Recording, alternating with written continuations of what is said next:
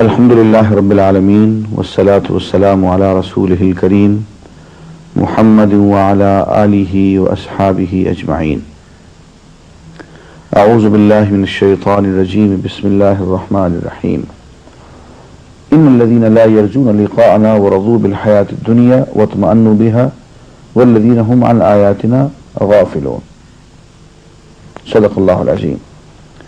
ناظرین السلام علیکم. ہم سورہ یونس سے ابتدا کر رہے ہیں. سورہ یونس مکہ کے آخری دور میں نازل ہوئی اور اس وقت جو میں نے آیت تلاوت کی ہے یہ اللہ تعالیٰ کی لقاء سے متعلق ہے.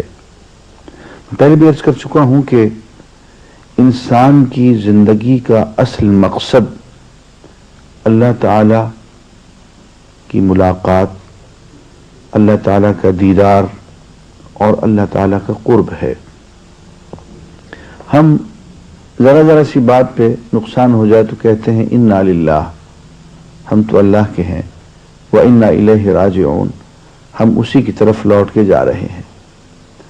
ہم کہیں سفر پہ جاتے ہیں تو ہم کہتے ہیں سبحان الذی سخر لنا ھذا وما كنا له مقرنین وَإِنَّا إِلَىٰ رَبِّنَا لَمُنْقَلِبُونَ. سفر بے شک کراچی کا ہو، اسلام آباد کا ہو، لیکن اِنَّا إِلَىٰ رَبِّنَا لَمُنْقَلِبُونَ، ہم تو دراصل اپنے پروردگار کی طرف جا رہے ہیں. تو ہمارا حقیقی سفر اللہ تعالیٰ کی طرف ہے. یا ایھا الانسان، اے انسان، انک کادح الی ربک کدحا، تو تکلیفیں اٹھا کے، مشقتیں جھیل کے اپنے پروردگار کی طرف بڑھ رہا ہے. فملاقی، بس جان لے کہ اس سے ملاقات ہو جائے گی. تو اس ملاقات کی آس میں تو ہم سب کچھ کر رہے ہیں. ہمارا اٹھنا بیٹھنا یہ سب چلت پھرت جو ہے اس کی اسی ملاقات کی آس میں ہے. اب کتنے بد نصیب لوگ ہیں وہ جو جن کا محبوب ہی نہ ہو اور ان سے ملنے کی آس بھی نہ ہو، توقع بھی نہ ہو، یقین بھی نہ ہو، ایمان بھی نہ ہو، ان کا ذکر ہو رہا ہے. فرماتے ہیں کہ حقیقت یہ ہے کہ جو لوگ ہم سے ملنے کی توقع نہیں رکھتے اور دنیا کی زندگی ہی پر راضی اور مطمئن ہو گئے ہیں، اور جو لوگ ہماری نشانیوں سے غافل ہیں، آیات سے، قرآن مجید سے، ان کا آخری ٹھکانہ جہنم ہوگا. ان برائیوں کی پاداش میں جن کا اکتساب وہ اپنے اس غلط عقیدے اور غلط طرز عمل کی وجہ سے کرتے رہے. تو معلوم ہوا کہ اصل طاقت جو انسان کو نیک اعمال کی طرف لاتی ہے اور منزل کی طرف پہنچاتی ہے وہ اس کی محبت ہے جو اللہ کی خاطر وہ دل میں رکھتا ہے، اور یہ امید ہے کہ ایک دن وہ اللہ کے حضور پہنچے گا، اللہ کو دیکھے گا، اس کے قرب سے بہرہ ور ہوگا.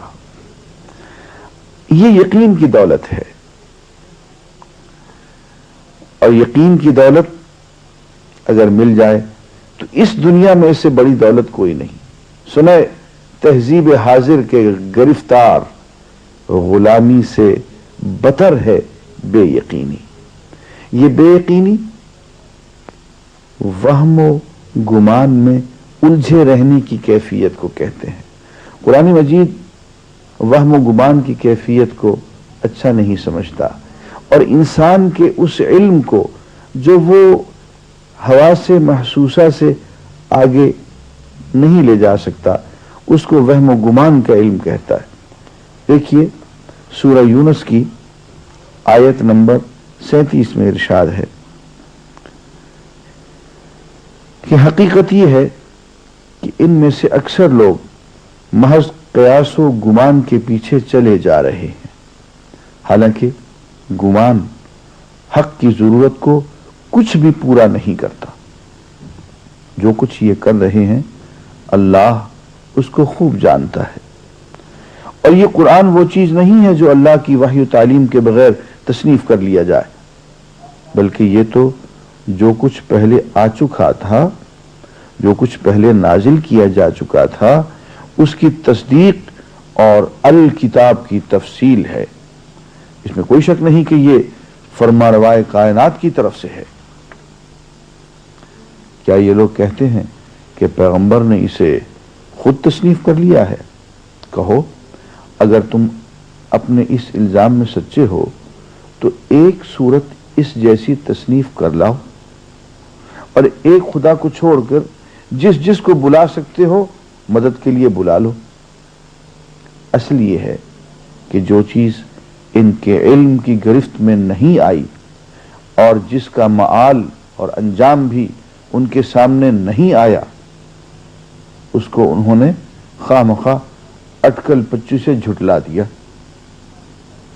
اسی طرح تو ان سے پہلے کے لوگ بھی جھٹلا چکے ہیں، پھر ان ظالموں کا کیا انجام ہوا؟ تو کیا زندگی پوری کی پوری قیاس اور وہم و گمان پہ گزار دی جائے؟ کہیں بھی یقین کی دولت حاصل نہ ہو، کہیں بھی دل کو قرار نصیب نہ ہو، کہیں بھی مطمئن نہ ہو کہ ہم ٹھیک سمت میں جا رہے ہیں، منزل کی طرف بڑھ رہے ہیں، ہم کسی کے لیے جی رہے ہیں، کوئی ہمیں جلانے والا ہے، کسی نے ہمیں پیدا کیا، کوئی ہمارا ہے اور ہم کسی کے ہیں۔ میاں کسی کے ہو رہو اچھی نہیں ہے آزادی، کسی کی زلف سے لازم ہے سلسلہ دل کا۔ وہم و گمان کی اس کیفیت سے اللہ کے ایمان کی کیفیت میں آنا چاہیے۔ آگے